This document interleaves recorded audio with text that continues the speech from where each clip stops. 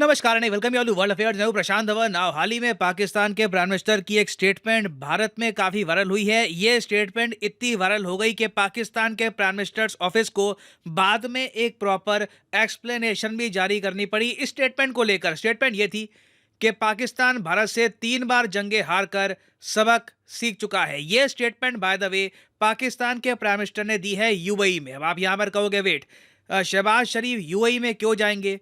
Well, primarily इनका reason यहाँ पर है लोन मांगने के लिए।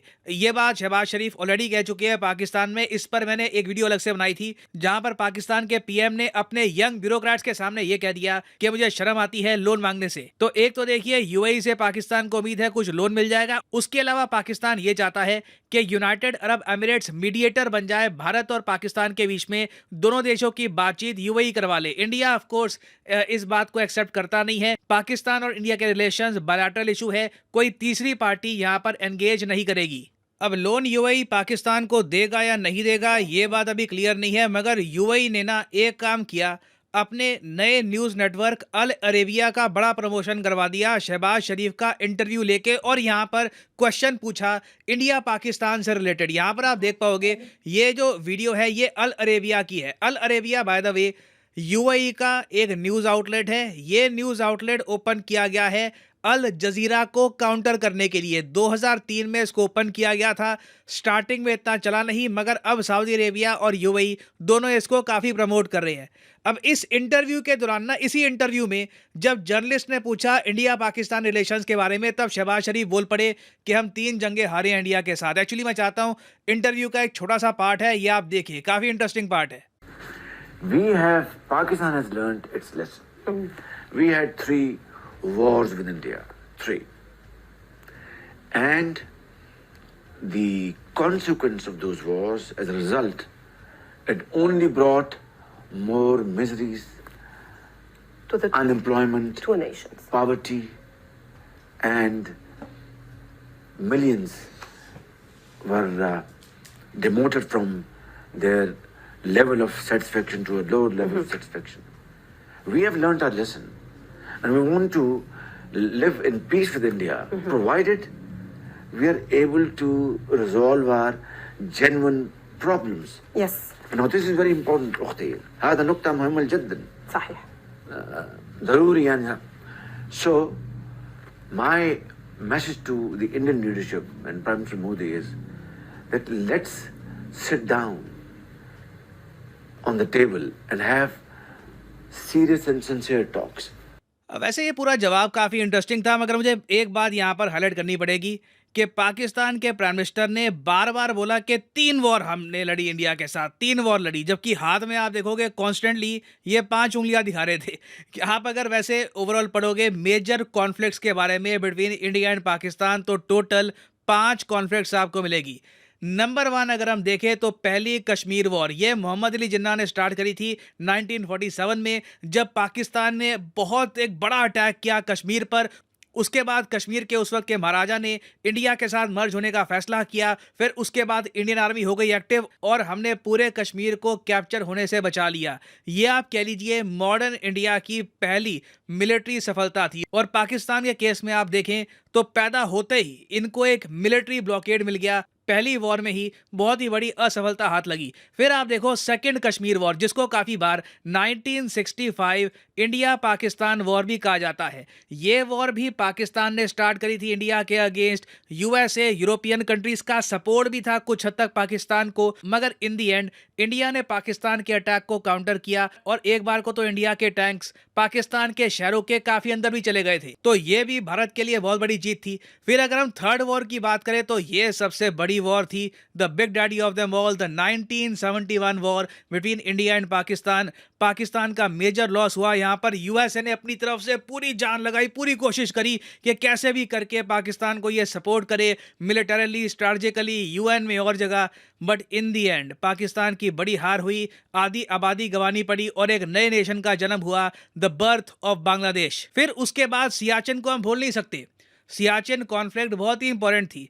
1984 से लेकर 2003 के आसपास आप देखोगे तो सियाचिन में बहुत लंबे समय तक स्ट्रगल चली और अल्टीमेटली सियाचिन ग्लेशियर को कैप्चर कर लिया इंडियन आर्मी ने। आज भी आप अगर देखो तो इंडियन आर्मी सियाचिन ग्लेशियर पे आपको मिलेगी। ये एक मैसिव एडवांटेज है इंडिया के लिए। फिर फाइनली हमको बात करनी होगी कारगिल वॉर के बारे में।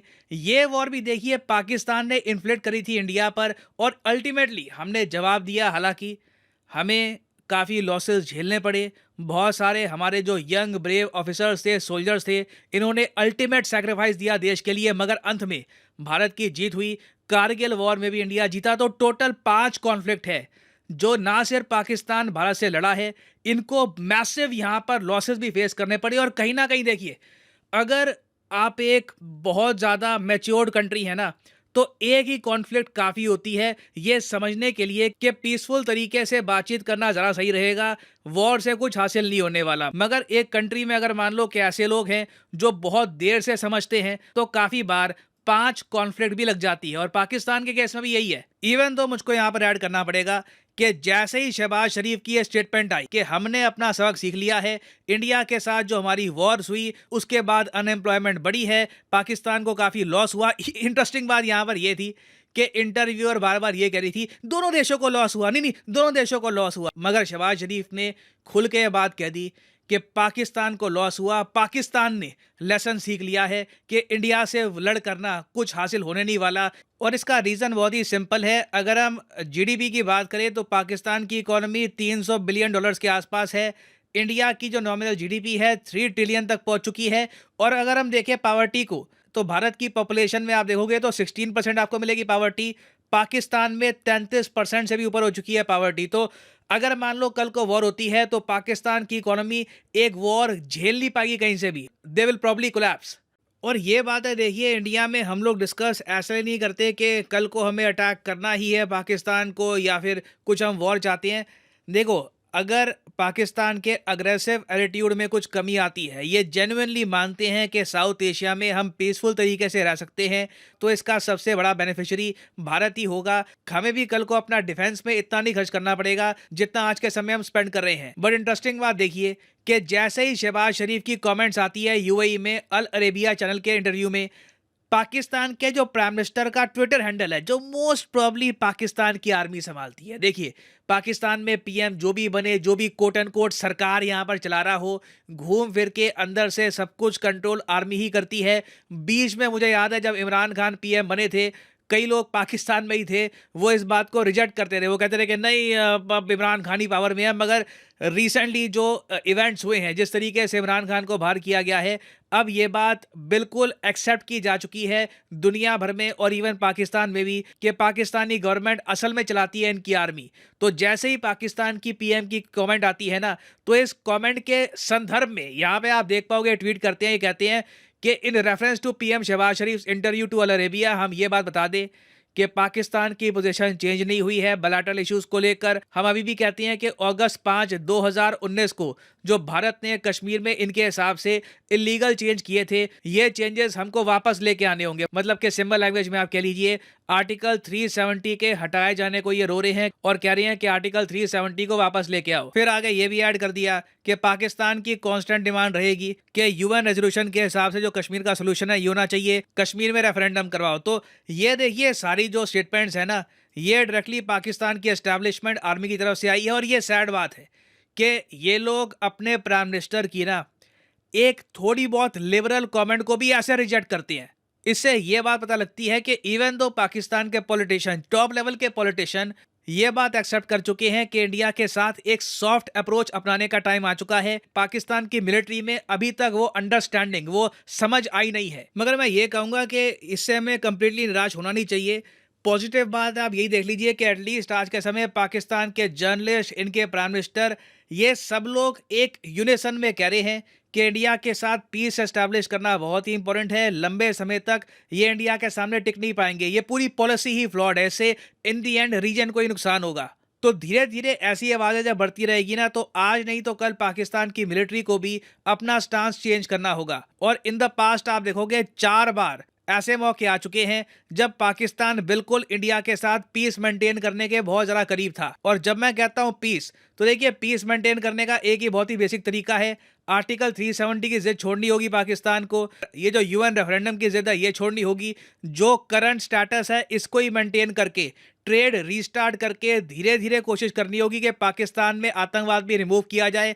फिर हम आगे बात कर सकते हैं पीओके के बारे में। और मैं आपको बता दूं, जैसे जैसे 2025 करीब आएगा, 2025 में पाकिस्तान को करीब 73 बिलियन डॉलर्स की रिपेमेंट करनी है, तो पाकिस्तान के डिफॉल्ट होने के चांसेस बहुत ज़्यादा होंगे। जैसे जैसे 2025 पास में आएगा, इस टाइप की जो स्टेटमेंट्स है पाकिस्तान के पीएम विदेश मंत्री की तरफ से आप लगातार सुनेंगे in the coming few years. और फाइनली यहाँ पर मैं ये भी ऐड कर दूं कि आप किसी भी एग्जाम की तैयारी कर रहे हैं, चाहे एसएससी, बैंक, यूपीएससी, आप सिंपली परचेज कर सकते हैं अनअकैडमी के क्वालिटी कोर्सेज, जिससे घर बैठ के आप तैयारी कर पाएंगे। और ये कोर्सेज परचेज करने के लिंक्स नीचे आपको मिलेंगे इस वीडियो के कमेंट सेक्शन में। यहाँ पे एक कमेंट पिंट होगी।